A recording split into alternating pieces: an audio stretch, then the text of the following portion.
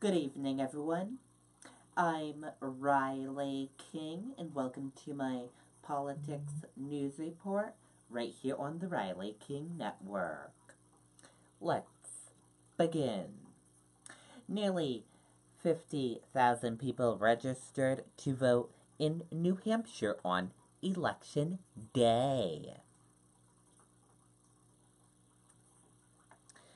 Nearly 50,000 people registered to vote in New Hampshire on Election Day, November 6th, far more than the number of same-day registrants in previous midterm elections. The latest registration numbers released by the Secretary of State's office on Wednesday, first reported by New Hampshire primary source on Twitter, also showed that despite big Democrat victories in congressional and state legislative and executive council races, the growth in Democrat registrants between the September primary election and the general election was smaller than the number of undeclared and Republican registrants. A total of 48,231 people registered to vote on November 6, about 15,000 more than the 33,479 people who were same-day registrants on Election Day 2014. Turnouts during presidential years are higher than during midterm elections.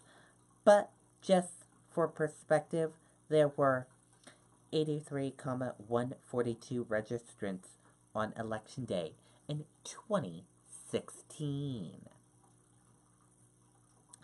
In 2018, the number of undeclared registrants increased from 386,390 people after the September 11 primary to 414,798 after the general election.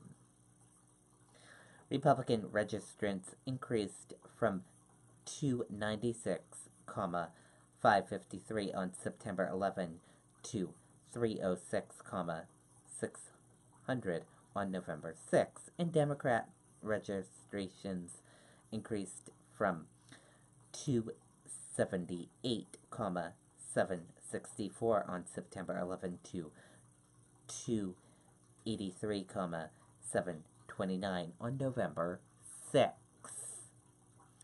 As a result, there are now 1,006,675 registered voters in the state as compared to 896,829 registered voters after the 2014 midterm elections.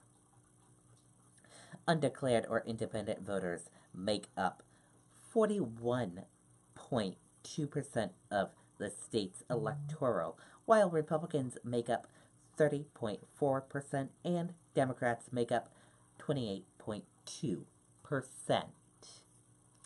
And that does it for my evening political news report right here on the Riley King Network. I hope you all enjoyed and have a nice night. Goodbye, everyone.